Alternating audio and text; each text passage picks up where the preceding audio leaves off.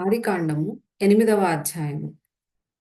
దేవుడు నోవహును అతనితో కూడా ఓడలోనున్న సమస్త జంతువులను సమస్త పశువులను జ్ఞాపకము చేసుకొనెను. దేవుడు భూమి మీద వాయువు విసరినట్లు చేయుట వలన నీళ్లు తగ్గిపోయెను. అగాధ జలముల ఊటలును ఆకాశపు తూములును మూయబడెను. ఆకాశము నుండి కురియుచున్న ప్రచండ వర్షము నిలిచిపోయెను. అప్పుడు నీళ్లు భూమి మీద నుండి క్రమక్రమముగా తీసిపోవుచుండెను. 150 దినములైన తరువాత నీళ్లు తగ్గిపోగా 7వ నెల 17వ దినమున ఓడ అరారాతు కొండల మీద నిలిచెను. నీళ్లు 10వ నెల వరకు క్రమముగా తగ్గుచూ వచ్చెను.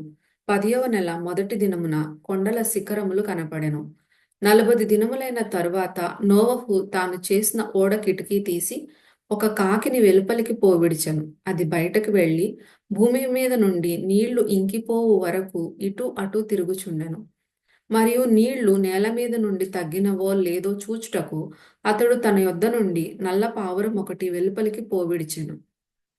నీళ్లు భూమి అంతటి మీద నున్నందున తన అరకాలు నిలుపుటకు దానికి స్థలము దొరకలేదు కనుక ఓడలోనున్న అతని యొద్దకు తిరిగి వచ్చెను. అప్పుడు అతడు చేయి చాపి దాన్ని పట్టుకొని ఓడలోనికి తీసుకొనెను. అతడు మరి 7 దినములు తాళి మరల ఆ నల్ల పావురమును ఓడలో నుండి వెలుపలికి పోవిడిచెను. సాయంకాలమున అది అతని యొద్దకు వచ్చినప్పుడు త్రుంచబడిన ఒలీవ చెట్టు ఆకు దాని నోట నుండెను కనుక నీళ్లు భూమి మీద నుండి తగ్గిపోయినని నోవహునకు తెలిసెను. అతడింక మరి 7 దినములు తాళి ఆ పావురమును వెలుపలికి విడిచెను.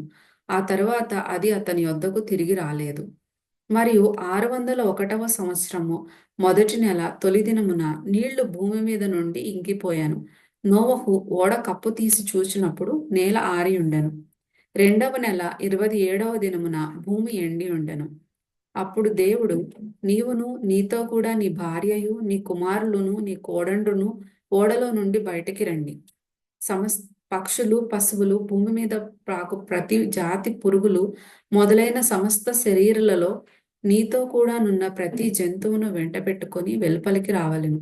అవి భూమి మీద బహుగా విస్తరించి భూమి మీద ఫలించి అభివృద్ధి పొందవలనని నోవహుతో చెప్పెను.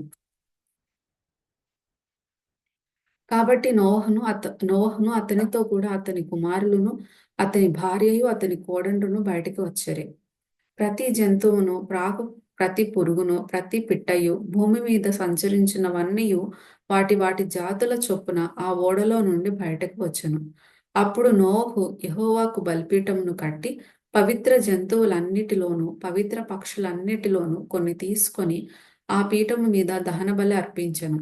అప్పుడు యెహోవా ఇంపైన సువాసనను ఆఘ్రాణించి ఇక మీదట నరులను బట్టి భూమిని మరలా శపించెను. ఎందుకనగా నరుల హృదయాలోచన వారి బాల్యం నుండి చెడ్డది. నేనిప్పుడు చేసిన ప్రకారము ఇకను సమస్త జీవులను సంహరింపను. భూమి నిలిచి ఉన్నంత వరకు వెదకాలమును కోతకాలమును శీతోష్ణములను వేసవి శీతకాలములను రాత్రింబగళ్ళును ఉండక మానవని తన హృదయంలో అనుకొనెను.